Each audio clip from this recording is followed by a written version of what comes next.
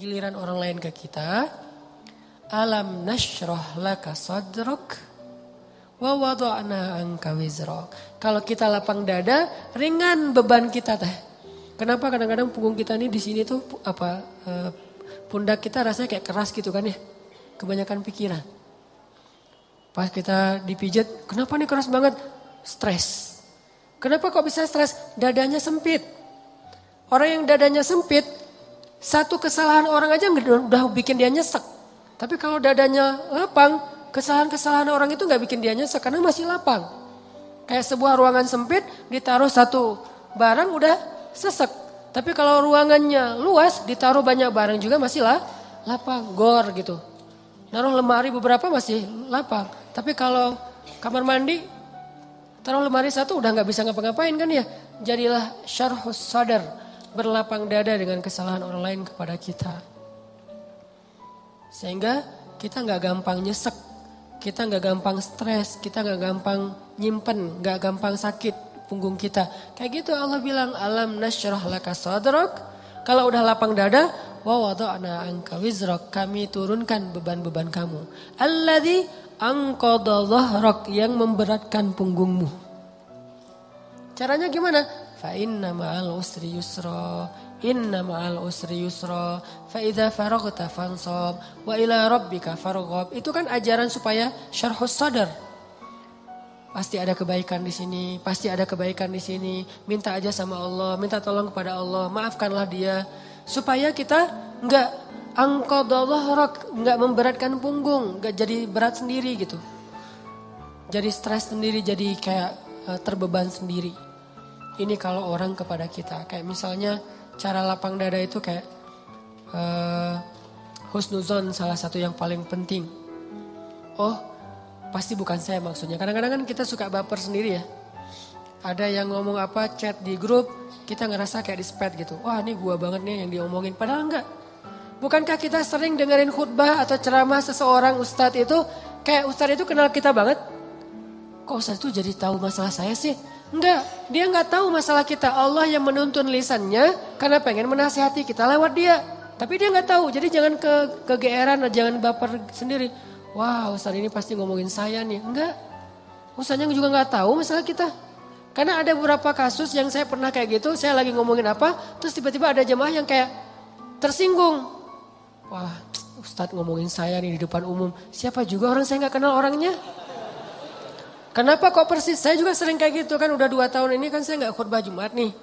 Kenapa gak khutbah Jumat? Salah satu alasannya saya pengen Jumat itu privasi waktu buat anak laki-laki saya. Karena dia sekarang udah 3 tahun, saya kasih jatah pokoknya Jumatan harus di Cihanjuang bareng Yahya. Karena saya pengen dampingin dia ke masjid hari Jumat. Alasan kedua, ada penyakit ustadz yang dulu pernah saya alamin. Apa penyakit ustadz? Keseringan ngomongin menasihati orang, jarang dinasihati.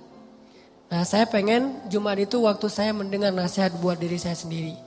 Awal-awal itu benar kerasa. Pas pertama dengar khutbah orang, apaan sih ini kayak gini ngomongnya? Ada tuh ego-ego ustadz kayak gitu tuh muncul tuh. Itu kan yang lagi diobatin tuh. Wah, enggak gini, saya tahu dalilnya lebih dari ini mulai.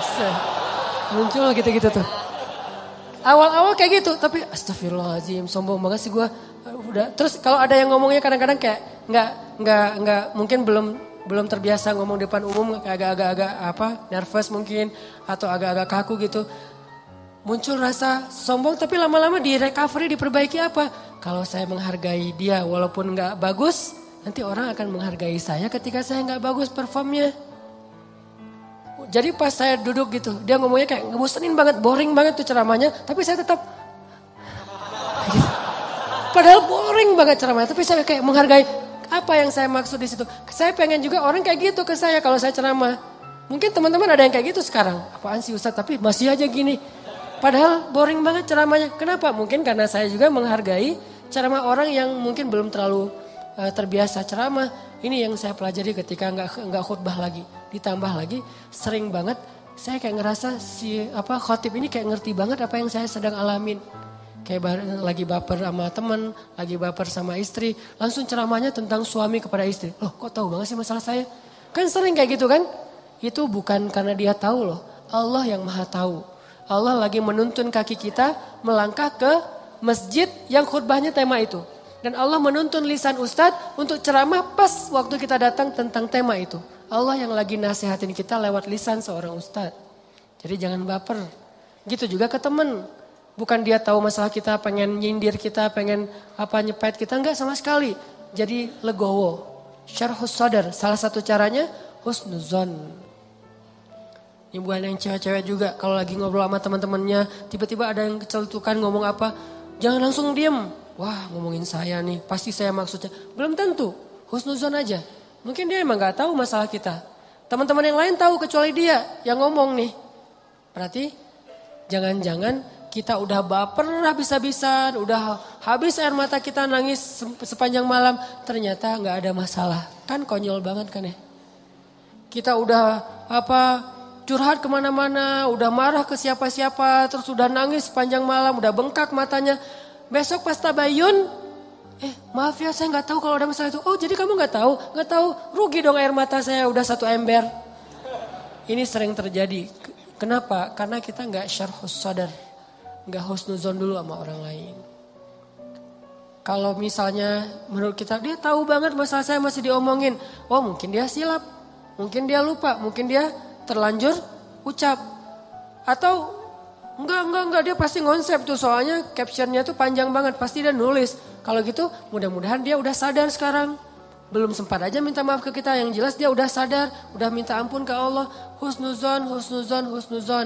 Bukankah Allah mengatakan ijtanibu katsiran minaz-zon? Satu-satunya yang layak kita suuzonin itu cuma setan. Bukan orang. Minimal kita bilang bukan dia gak maksud kayak gitu. Setan yang nuntun lisan dia. Setan yang bikin dia mengatakan itu. Dan dia udah sadar sekarang. Setan aja yang disalah-salahin gak apa-apa. Apa salah saya kata setan? Ya emang salah.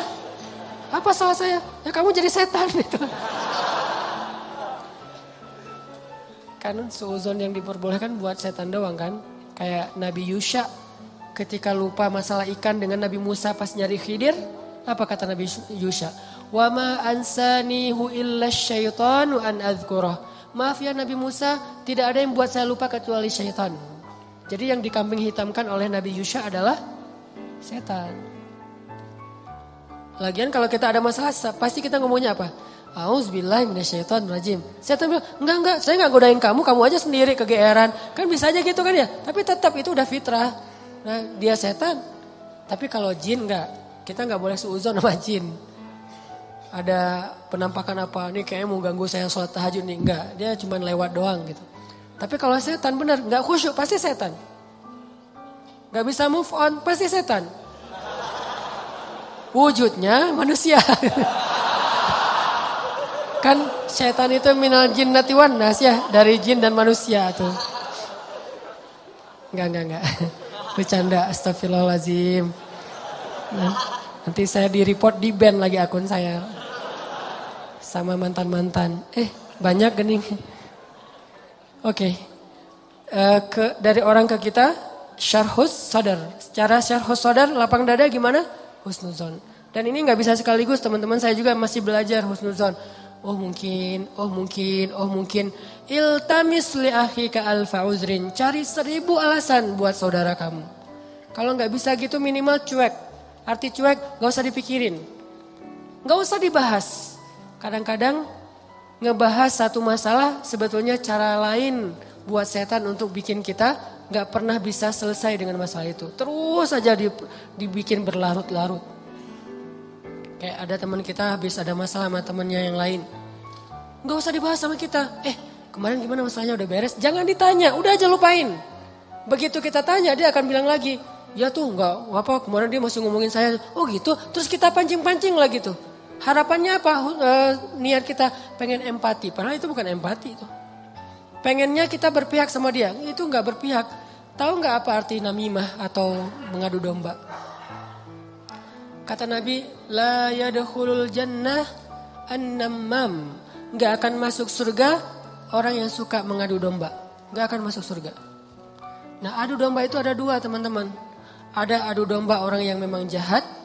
Ada adu dombanya orang soleh. Orang soleh juga bisa mengadu domba. Gimana caranya?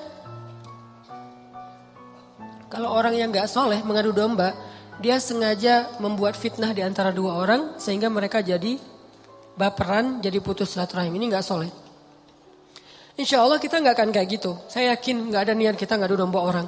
Tapi kita mungkin banget terjebak di adu domba yang kedua. Adu dombanya orang soleh nih. Gimana ngadu dombanya? Nih saya kasih contoh.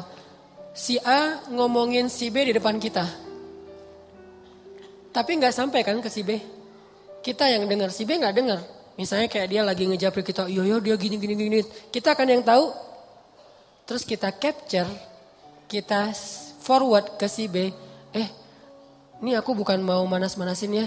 Tapi ini cara jawabnya gimana nih, dia ngomong kayak gini tentang kamu. Kita capture, sakit hatilah si B. Oh ternyata dia ngomongin saya di belakang. Itu perumpamaannya kata para ulama. Si A manah si B, tapi gak kena, anak panahnya jatuh di lantai. Kita ambil, kita tusuk ke dadanya sambil kita katakan ini bukan dari saya lah, dari dia loh ya. Nih. Kayak gitu analoginya. Itu namimahnya orang soleh. Adu dombanya orang soleh. Jadi kita gak niat memfitnah. Kita niat pengen menyampaikan kebenaran, kita lagi empati, pengen tabayun. Gak usah tabayun kepada korban, tabayunnya kepada pelaku. Apa bukti kamu ngomong kayak gitu? Gitu, nanya ke pelaku. Jangan, bener gak yang dia omongin? Jangan, salah nih. Konsep tabayun itu bukan kepada korban yang dibicarain, kepada yang ngebicarain. Jadi kayak ada teman kita yang ngomong hal-hal yang gak benar, tanyanya balik ke dia. Apa bukti kamu ngomong kayak gitu? Kalau benar, gak usah disampaikan. Kita kebalik, dia ngomongin kamu kayak gini, bener gak? Nah, ini konsep tabayun yang akhirnya bukan tabayun jadinya, namimah. Udah jatuh tuh anak panah di lantai, kita ambil, kita tusuk. Ini bukan dari saya ya, dari dia.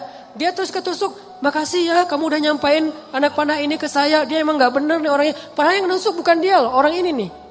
Kan kita kadang-kadang kayak jadi akrab gitu dengan orang yang sering ngebukain sebuah masalah ke kita kan. Walaupun bikin kita bete, kita anggap dia kayak setia banget, berpihak banget sama kita, empati banget. Enggak, ini salah. Enggak kayak gini caranya. Harusnya kita bilang, kalau kamu tahu itu gak nyaman buat saya, jangan disampaikan. Gitu harusnya. Tapi dia ngomongin kamu, biarin aja dia ngomongin. Yang penting kan saya gak dengar, sehingga saya gak sakit hati ke dia. Mudah-mudahan Allah maafin dia, kan selesai. Justru gara-gara kamu sampaikan ke saya jadi sakit hati ke dia. Allah gak maafin dia, Allah gak maafin saya nih. Putus silaturahim kita berdua. Kamu nih pelakunya nih. Kok jadi saya sih? Ya kamu. Oh rame perang segitiga. Kan ini yang terjadi kan selama ini. Ini lebih realistis menurut saya daripada namimah yang memang niatnya jelek buat saya sih. Saya husnuzon sama kita semuanya. Gak ada lah niat kita jelek pengen memfitnah orang, gak. Tapi seringnya kita terjebak tanpa kita sadari. Justru karena kejujuran kita, karena keakraban kita dengan teman kita. Jadi kita ngebuka hal-hal yang dia gak perlu dengar. Itu sering banget kayak gitu. Saya juga kadang kayak gitu. Misalnya ada yang bicara apa tentang istri saya nggak suka tuh. Dia bicarain istri saya gini misalnya depan temennya ngasih tahu ke saya. Terus saya kan jadi sakit hati sama orang itu ya. Saya juga ngasih tahu ke istri. Istri saya lebih sakit hati lagi sama dia. Ini salah, dia salah, saya salah. Harusnya saya diem aja. Papa udah tahu kan masalah ini, kenapa nggak ngasih tahu ke mama? Karena papa berharap mama nggak tahu. Tapi daripada mama tahu dari orang lain, ya berarti orang itu yang salah, bukan papa. Kenapa dia ngasih tahu ke mama? Kan gitu kan? Jangan sampai ya Pak, mama tahu dari orang lain. Jadi kalau ada yang kayak gini-gini harus papa yang ngomong ke mama. Enggak, itu salah konsepnya. Enggak boleh kita menyampaikan sebuah informasi walaupun benar, apalagi belum tentu benar. Walaupun benar kepada orang yang kalau dia dengar dia akan sakit hati atau sedih. Enggak boleh. Diamin aja. Kalau ada hal yang enggak benar, kita yang mengklarifikasi. Enggak kayak gitu. Saya kenal dia gitu. Jangan biarkan dia tahu masalah ini. Kalau terlanjur tahu, berarti ada orang yang gak tahu konsep namimah level 2. Namimah level 1 emang gak ada niat baik. Namimah level 2 justru karena niat baik. Kan saya pernah bilang, ternyata banyak hadis palsu itu mulai munculnya lewat siapa? Viralnya itu gara-gara ulama-ulama yang soleh. Jadi banyak riwayat hadis palsu itu diantara para ulama yang soleh loh. Bukan sengaja pengen memalsukan hadis. Kenapa? Karena ulama soleh ini terlalu husnuzon. Misalnya nih, ada yang datang ngomong ke saya, Ustadz, saya pernah mendengar hadis gini. Saya sebagai Ustadz, oh gitu? Ya, saya gak pernah curiga kalau dia itu gak jujur.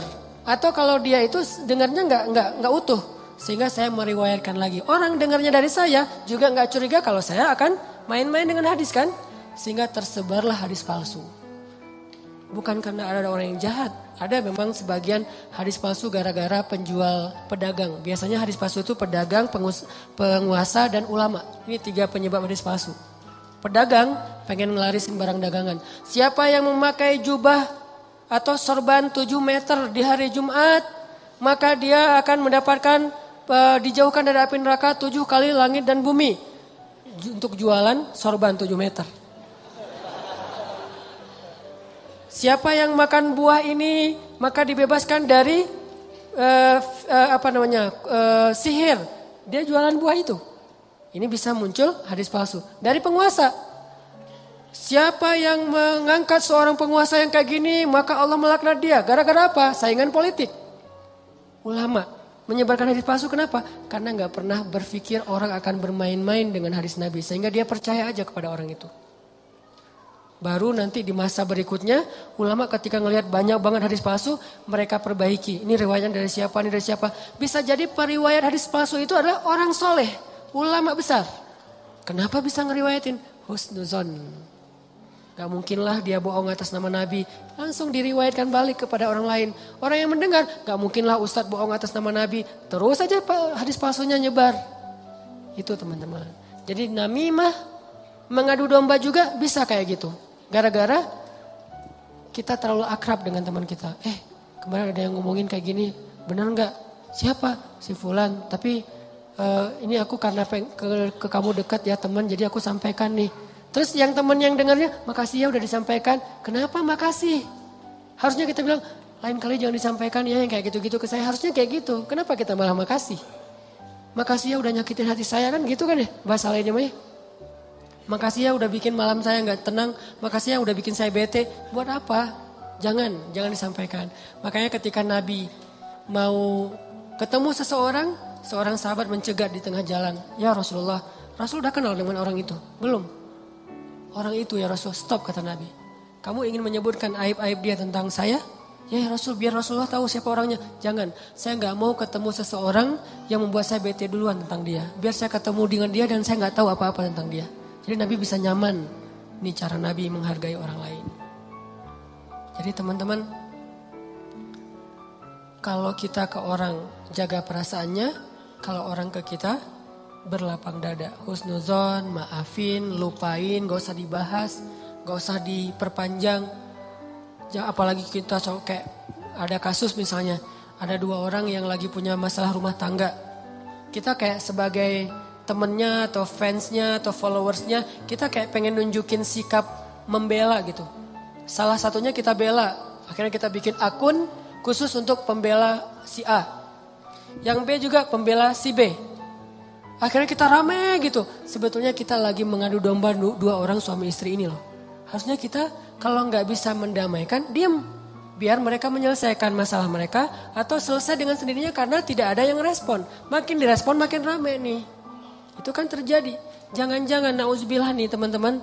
Ada peran kita di dalam perceraian 2 orang yang mungkin terjadi. Atau 3 orang atau 4 orang atau sekian banyak orang cerai gara-gara kita nih. Kenapa gara-gara saya Ustadz? Gara-gara kita ngebelain dia. Makin dia mantap untuk menceraikan pasangannya. Benar juga ya kata kamu. Berarti saya harus menceraikan istri saya. Enggak, saya enggak nyuruh cerai ya. Tapi dia emang kayak gitu orangnya. Nah, ini sering kayak gitu. Ke teman kita juga kayak gitu. Ke kantor, di kuliah, di persahabatan. Ini namimah teman-teman. La yadkhulul jannah an-namam. Enggak masuk surga orang yang menyebarkan permusuhan atau mengadu domba. Terakhir, mudah-mudahan kita benar-benar bisa menjalankan 2 konsep ini. Satu surat At-Taubah, Ra'fah.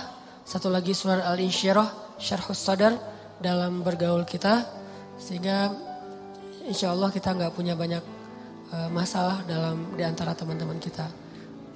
Udahlah, jangan sampai kita larut terus membahas masalah pribadi. Ada banyak masalah umat yang harus kita bahas. Kalau kita benar-benar seorang muslim yang empati kepada umat, mending kita habisin energi kita buat ngomongin Dayakolot, ngomongin banjir di Bandung Selatan, ngomongin orang-orang yang pengangguran, ngomongin teman-teman kita yang kena narkoba di luar negeri, ngomongin Rohingya, Suriah, Palestina, apa yang bisa kita bantu buat mereka. Mending energinya dipakai buat itu daripada habis terus energi untuk masalah kita pribadi. Kayaknya egois banget sih. Di sana banyak yang butuh pertolongan kita malah sibuk dengan urusan pribadi. Itu buat saya tuh nggak keren. Kita terlalu egois membahas masalah pribadi. Boleh, tapi porsinya jangan kegedean. 30% aja, 70%-nya untuk umat. Saya juga punya masalah keluarga. Semua orang punya masalah keluarga, tapi saya nggak mau berlarut-larut. 30% aja. Sisanya kalau saya ketemu sama teman, pasti yang dibahas masalah kemaslahatan umat. Mudah-mudahan ini bermanfaat. Mohon maaf kalau ada salah kata. Dan semoga Allah memberi ilham dan taufik dalam hati kita untuk menjalankan apa yang sudah kita dengar. Bukan hanya jadi wawasan, bukan hanya jadi teori. Bukan hanya jadi sekedar wacana, tapi memperbaiki perilaku dan akhlak kita.